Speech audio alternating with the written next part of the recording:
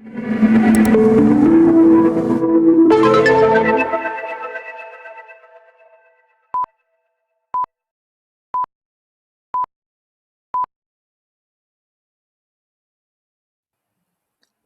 Tezos Nation. Welcome to another edition of TezTalks Live. I'm Stu from Tezos Commons.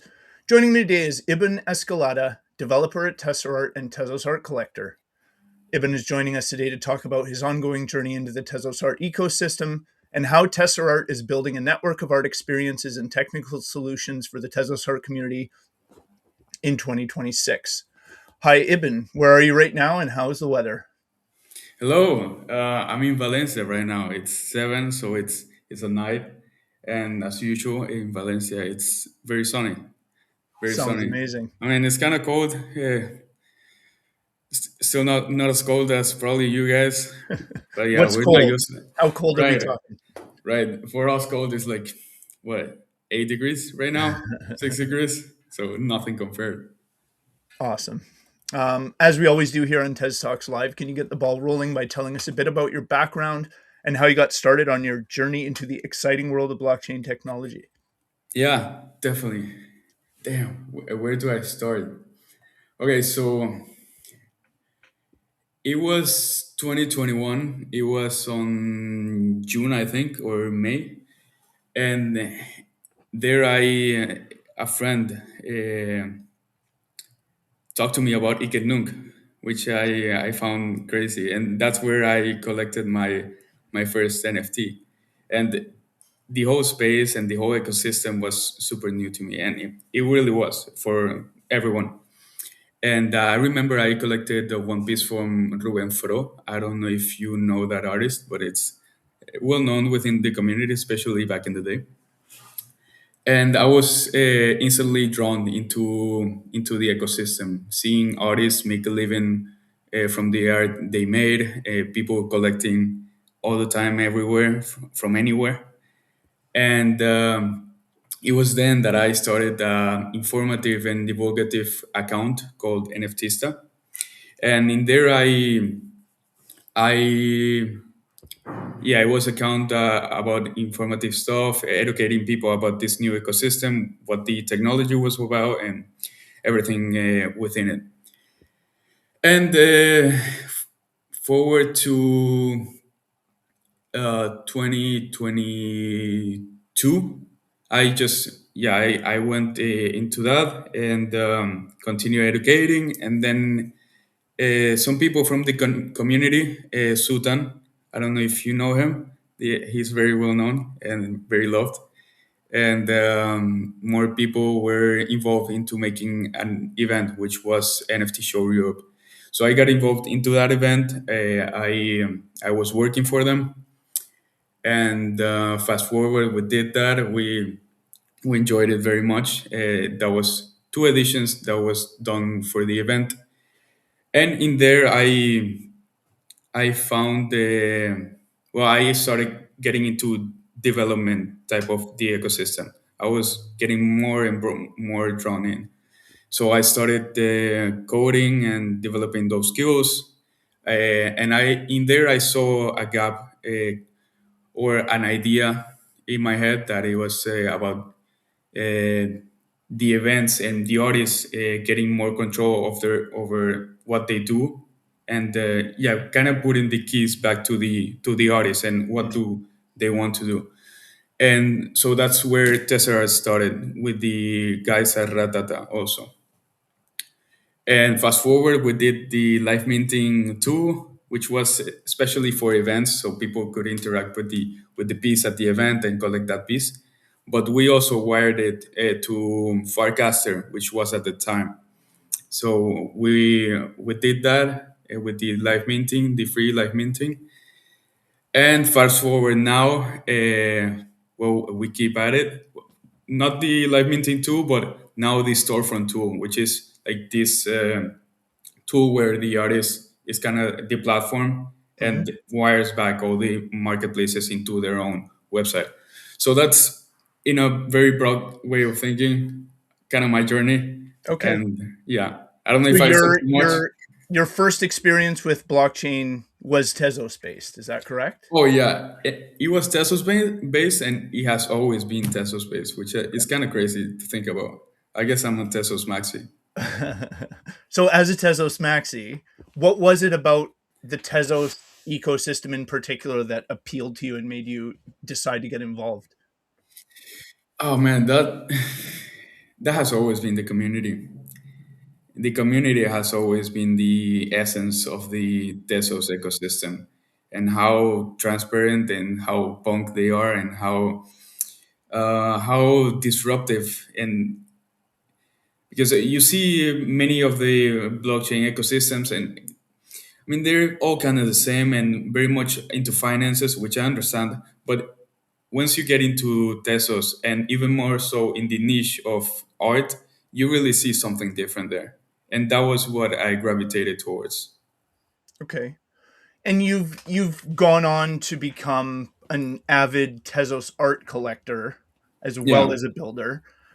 Before we discuss your work, can you talk a bit about your journey as a collector in this space and the types of works that you collect? Right. So I started way back, and it has definitely evolved. I would say at the beginning I was very much into glitch art, and also when I mean that evolved, it is also very broad. I wouldn't consider myself like niche into like I know many people just collect gen art and other people just collect glitch art, but I started in glitch, I would say. And then when FX Hash came, I definitely got into that, and I very much enjoy the Sankan, and as the beginning Ruben Fro, which also was kind of a glitch art. Nowadays, I really do enjoy Alcrego, this collective. There's so many, so I wouldn't be able to segment myself into one type of art, but kind of what brings I don't know what I feel even more so with the pieces that have a physical aspect to it. So that's what I gravitate always to the events, because I really enjoy attaching a piece to an experience I had. And when I see that piece, it's like, okay, I Hmm. live there, I was there, I know who was there with me. It's like there is a immutable link to it that goes beyond the digital. Totally makes sense. So not a particular genre or a particular artist, is more so if you see something and you like it, you want it to be a part of your collection. Definitely. Yeah. Okay. And in addition to that, as you touched on a moment ago, you've also been involved with several Tezos projects before launching your current one. Hmm. Can you expand a little bit about what you worked on and what that journey has been like for you? Right. So at the beginning, it was not technical at all. At the beginning, was this informative account called NFTista, and maybe that was a little more broad than Tezos, but it was very much Tezos focused, and it was generally educating the people and how artists were making a living and trying to onboard as much as possible. And then it gravitated towards events, which was NFT Show Europe, and really had a lot of fun there too. And yeah, then Tesserart, which was very much focused on the technical aspect of building. Okay. And we can jump into Tesserart a bit. So you're currently one of the developers behind Tesserart and its storefront artist platform. Mhm. So first off, what exactly is Tesserart and what is its mandate here in the Tezos ecosystem? Right. So it is an on-chain suit for artists, brands, and collectors, and it is, yeah, it's a suit where we aim to give the keys back to the artist. To We often say like the artists are the platform. Yes, they are absolutely, but especially in this technical space, like okay, how do we enable that artist to truly be the platform? And the solution we have is like for the artists to own their domain and power it in the way that they host their pieces there. They use all these tools around like the marketplaces, and they bring them there. So the storefront in general is like the foundation to build upon. Okay. And yeah, it's we started with a template, like that's the most basic plan about the storefront, but we can always do it custom, like custom designs, whatever, colors, and even more, like the more developed plan is like even custom smart contracts and whatever the artist envisions in general. Okay, so storefront is sort of the user facing, the user interface for Hmm. bringing your art into the Tezos space, Exactly. marketing it, selling it, all of those Yeah. things are available in one spot. Yeah, yeah, and we see often in the ecosystem where artists have their portfolio, they have like their link tree, and their portfolio are frequently outdated, and it's something difficult to maintain. It's static, or they have their link tree and they have a bunch of links there: one to object, one to super rare, one to foundation, one to FX hash, and the basic solution that we came up with is like, okay, no, let's merge all this into their domain for them to bring all those projects within their storefront.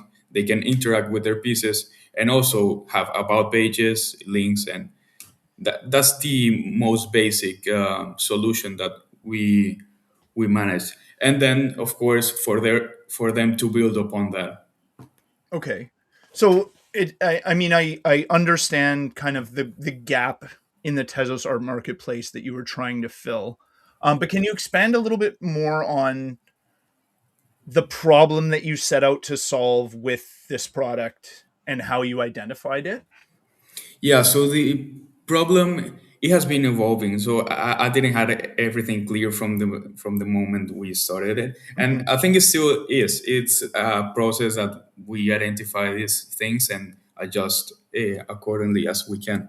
So in the beginning, I remember in NFT show we wanted to do like some custom drops, but we wanted to host it on our website and we wanted to do something custom about like the projects releasing, and there was no way we could really do it.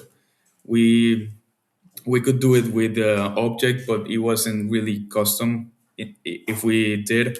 So that's where I found the gap. It's like Mhm. there's so much tech and there is so much we can do, but it's we cannot access it. So that's where the seed was planted in a way, and that's where we went from yeah, from not existent to the live mint project, so people could interact with the piece on site and mint it, and then from the live mint to the storefront. Okay, so essentially you were trying to do something, there wasn't tooling in existence for you to be able to do that thing, and that sort of Hmm. launched you on this journey. Yeah, yeah, that Okay. was it. Now, have the technical barriers to entry into the blockchain art space historically been problematic for people, like specifically artists who want to enter the space? The technical barriers in this, you mean in the sense of building tools? I mean, in the sense that what it sounds like you're describing with Storefront is a user interface where all of the technical barriers are removed and people can just bring their Hmm. art there and do everything that they need to do in the Tezos art ecosystem with it. Um, and what I'm asking is, industry wide for artists entering the blockchain space, wanting to bring their work to this arena, um, have the technical barriers like historically prevented some of them from doing that? Have they found it difficult to do that? Yeah, yeah, I would say so.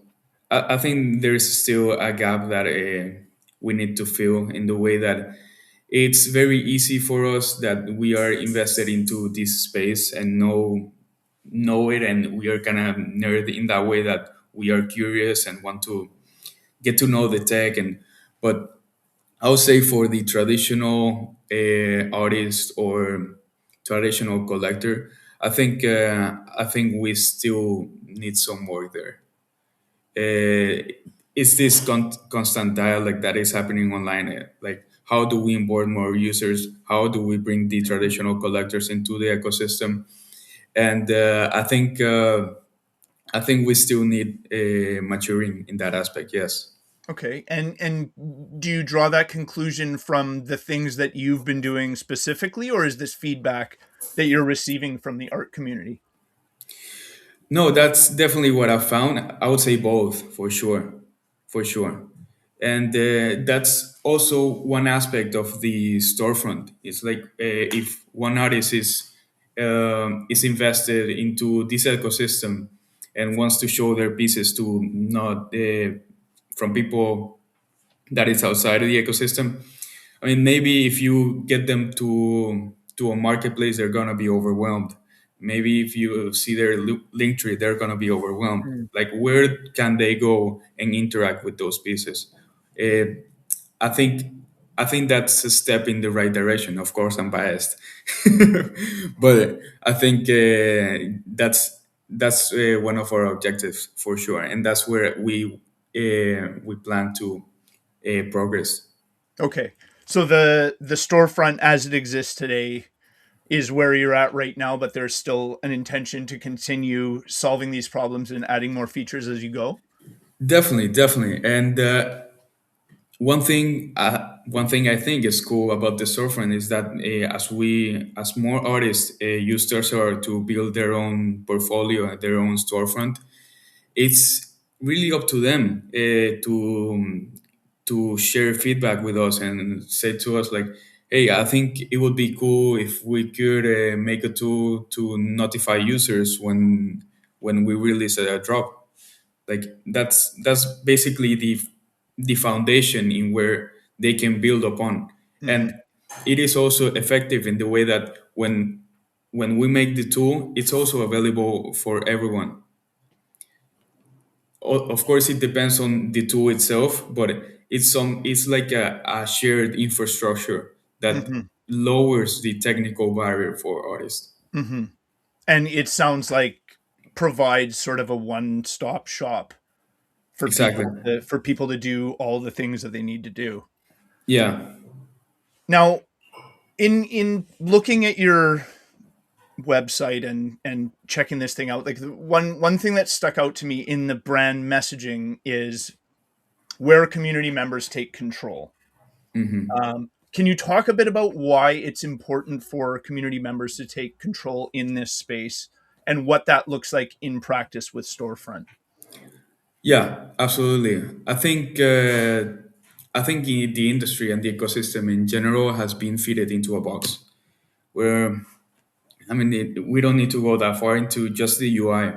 There's a lot of that goes on into the artistic practice of the artist, and I think the artist also wants to communicate that in everything they do, not only in their art but also in their website, also in the way that they do everything.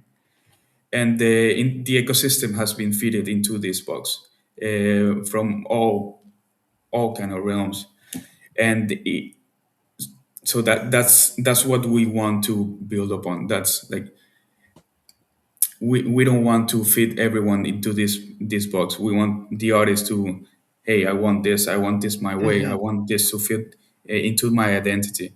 So that's what we intend to do. Okay. Now Storefront is currently live, correct? It is.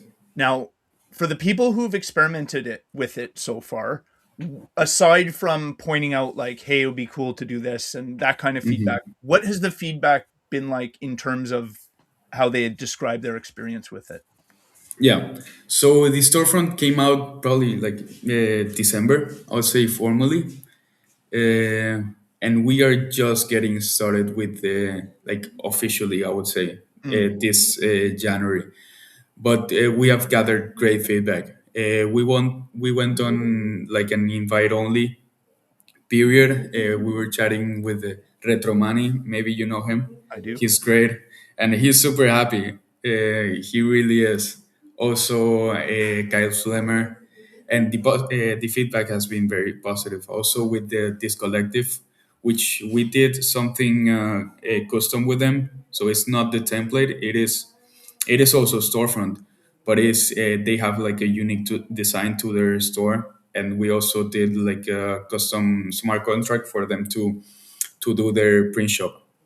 So once collector buys a piece, they get enabled with the like a model to fill up their details and for them to send over the piece. So it's this type of tools, and the feedback has been great for us, and we definitely need to start marketing. Okay. Well, you're here. This is a good That's first it. step, right? For those interested in exploring Storefront and seeing what it has to offer, where can it be found? In Tesserart.xyz. That's it. Okay. And It for is also important for me to mention that we've also built a referral program into it, in the way that if you use a code from any of the creators that have already used any type of Tesseract tools, which they are featured in the web, you get a discount, and they also get some benefits. okay, So yeah, just wanted to put that out there. feel free. And if an artist was curious about getting involved with Storefront, what do they need to have in place before they start working on Storefront to bring their work to the blockchain? Just what do they have to have in place before they take their work into the blockchain? Yeah. Well, with before they start minting their work with Storefront, Right. do they need, So for example, do they need to have a wallet? Do they need to have some Tez? Anything yeah, like that? yeah, definitely. The audience we're going towards, it's artists from the community right now. Hmm. So definitely minted works either on Object, FXhash, Editart, and yeah, that would be the first step. Definitely have the wallet, have some minted pieces, and that's it. Okay. This is all great stuff so far, and I'm excited to learn more. But before we dive into the nitty gritty, are you ready for the world famous TezTalks lightning round? Let's do it. All right. Then it is lightning round time. Remember, there are no wrong answers. This is just for fun so our viewers can get to know you a little bit better. Okay, Ready? I'm ready. Are you a night owl or an early riser? Night owl for sure. Exercise or naps? Exercise. Pizza or sushi? Sushi. What's your favorite country to visit for a vacation? Australia. Country. Yeah. Yeah.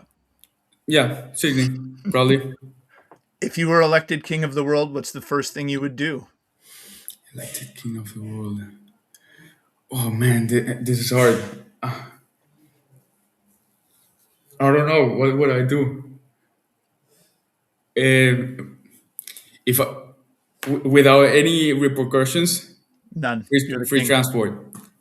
Okay. Name one thing you will never do again. Raves.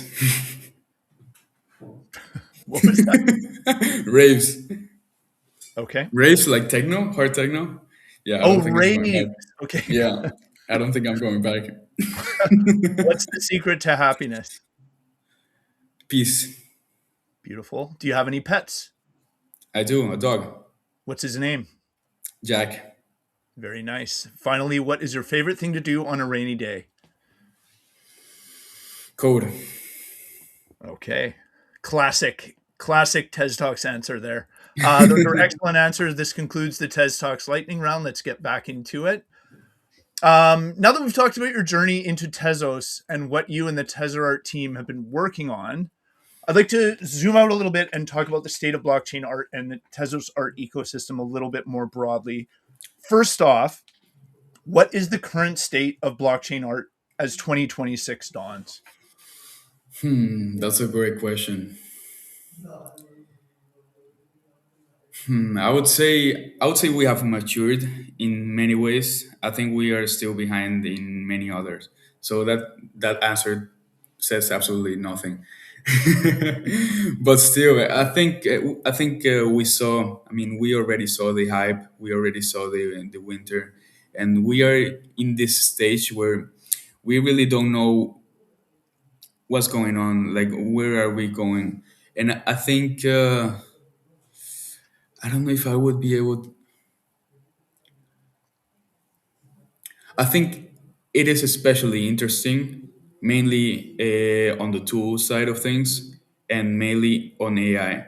I think AI has dropped the technical bar so low that we are seeing a lot of tools being developed, and it is really difficult to predict what will be happening in the future. But I think it's definitely exciting, and I think there will be a lot of correlation with that aspect and the art ecosystem, especially because blockchain in general. So I think we are in a space that there is a lot of confusion, and people don't know where we're headed. But I think the ones that want to stay, like we're seeing a lot of people. I wouldn't say filtering out, but kind of, you know. And we are just waiting, I would say. Mm, okay, and you mentioned the hype cycle and the winter, Yeah. off the top of that there. Um, Here in the beginning of 2026, where do NFTs fit into the current blockchain art landscape right now? Right. So where do they fit? I think they will always fit in the same way that they fitted in the at the beginning. Hmm. At the end of the day, the NFT is just a token that validates who owns what and like the ownership, and that's the market fit. I would say that's the real utility, and I don't think that has changed, and I don't think it will change. I think that's gonna stay, and that's just gonna be more consolidated in the future. Okay, and we'll talk a little bit more about NFTs, but first off, like, what's the value proposition that blockchain has to offer to artists and the art world today? So the value proposition, especially for artists, is that proof of immature. How do I say that? Like that and ownership proof for sure. Because otherwise, there is no way to distribute any digital artwork online without that proof of authenticity and ownership. Mhm. Well, I mean, you could distribute it, but there would be no way to verify what's real, Exactly. what's not, who owns it, who doesn't. Exactly. Um, what about as a digital art collector? Um, like, what's the value proposition of digital art for you, and why are you still collecting artworks today? Right. So developer position for me, this is right. So this is personal to me, you Mhm. mean? Okay. So in the way that I see it, the most vivid and most palpable value proposition for me, it's that a attachment, the digital with the physical. I think that's what motivates me, and that's where I think we're gonna see some cool things being built on both the physical and the digital. And I think the NFTs are the perfect bridge to make that happen, because otherwise there would be no way that I could think of. But relating that to, yeah, especially the physical experience, and how can we perceive digital art in that physical realm, and not only through our screens, just like imagine, I don't know, like a concert, and there's a big massive screen and you saw amazing art there, and you collect that piece, and that piece will always bring you back to that moment and the Mm. people that you share that moment with. So that's what I'm passionate about, and that's where I think we're gonna continue to see very cool things being developed. In my conversations with people in the digital art space, in the blockchain art space, everybody seems to understand that value proposition, the proof Hmm. of ownership, the provenance, um, all that stuff. But Hmm. obviously, on the heels of the hype cycle and the NFT winter, there's a fair bit of negative sentiment out there toward blockchain art, particularly when it comes to NFTs. What do you say to people who think that art minted as NFTs has no value? Well, I would say I would say do some investigation, do your own research, as they say. like get curious, like understand why has this worked for many artists. Although the market has definitely changed, you cannot say that this technology has not changed the lives of many artists. So I would encourage those people just to invest some time into the technology, into the ecosystem, and especially I would say the ecosystem. Invest into why people share that online. Who are these people, and how and why do they interact so much between each other, and how it feels like a one big family, especially within the Tezos ecosystem. Hmm. And Yeah, I would the say even the work itself, like exactly. exploring the work and seeing what these people are creating, it's quite Ex- impressive, right? Definitely, definitely. So in the face of that negative sentiment that we just talked about, that everybody's heard it, and in the face of the fluctuations in interest and the fluctuations in the digital art market, why has the Tezos art ecosystem been so resilient? I think we have been, and the ecosystem has been so resilient because the intentions were pure from the beginning. They were not. I don't think. Of course, there's a lot of it that it's in any ecosystem and in any community. Uh, Profit is a big part. I mean, it's just the nature of things. But I wouldn't say that was the main driver. I think the main driver was the art. I think that was the main thing, and that I have yet to see that in any other blockchain ecosystem to this day. And I think that's why we still see so much art being minted and still the community being so strong despite these times.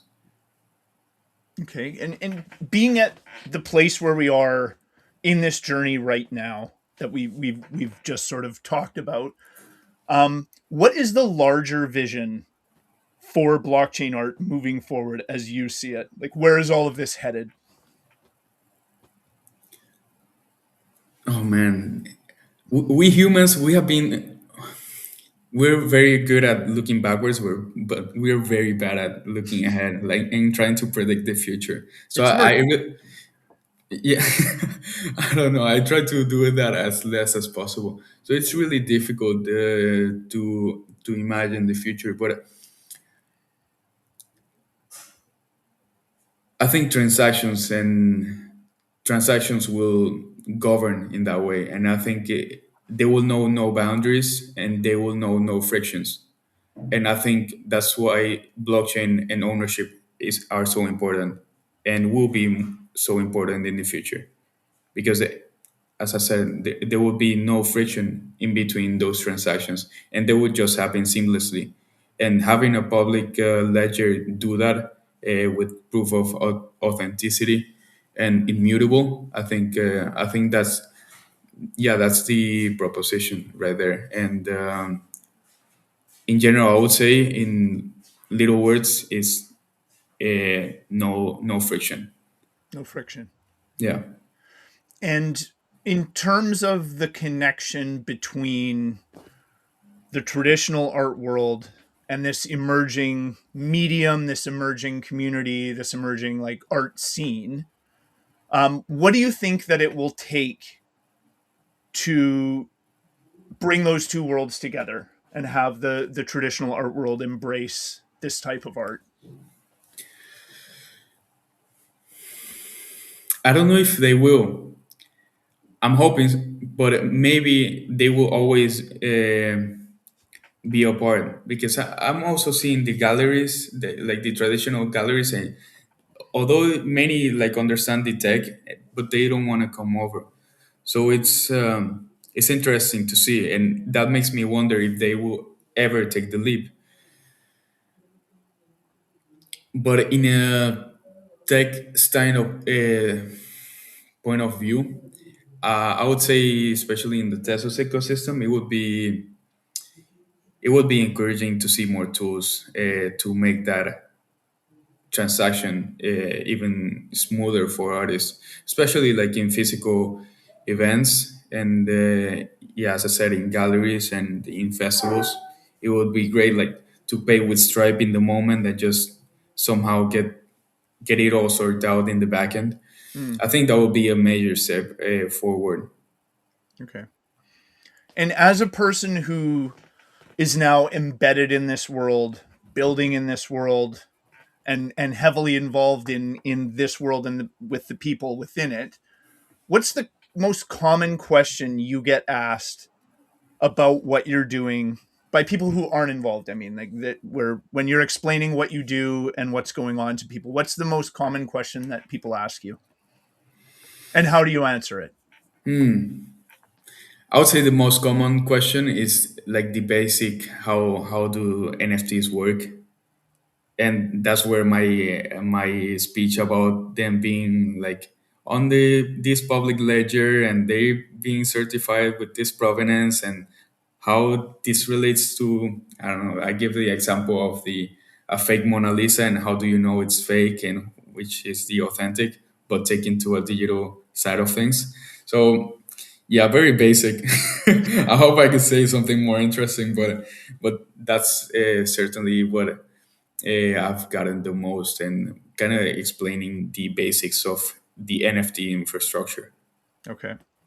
And having come to this point in your journey where you've released your own product, you're actively beginning to market it, Mhm. getting feedback on it, how would you describe this journey as you've experienced it so far? I would say evolving.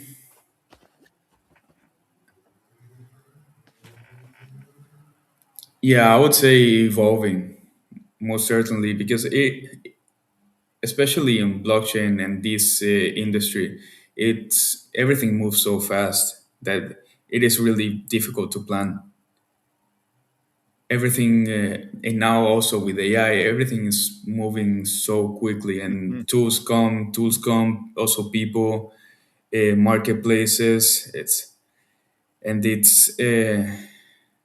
It's really difficult to adapt and to find that market fit in a place that is so ever changing. mhm. So I would say evolving for sure. Well, I mean, I guess all you can do is look at a point in time. What's the market fit right now? What's needed right Exactly. now? Fill that gap, Exactly. and wait to see what comes next. Right? Yeah. Yeah. Very cool. We could go on all day, but unfortunately, we're coming to the end of our time here. Hmm. To all our viewers, thanks for watching. If you'd like to get in touch with us, our social media contacts can be found at tezoscommons.org/TezTalks. We'd love to hear from you. Ibon, thanks so much for joining us today. It's always awesome to speak to the folks making the Tezos ecosystem more accessible for artists. Is there anything else you'd like to mention or plug before we sign off here? I would plug our webpage, which is Tesserart XYZ, and also give thanks to the team, Joe, which is always in the back and helping Tesserart in general, and also part of Tesserart, of course. And also Tezos Commons. Thank you guys for having us here and sharing a little bit about my journey and Tesserart in general. Thank you. It's our pleasure. Maybe as things continue to evolve, as you say, maybe we can check in again and see how it's going down the road. Definitely. To everyone out there in Tezos land, thanks for joining us on TezTalks Live. I'm Stu from the Tezos Commons, and our awesome guest has been Ibon Escalada. Now let's go explore Tesserart.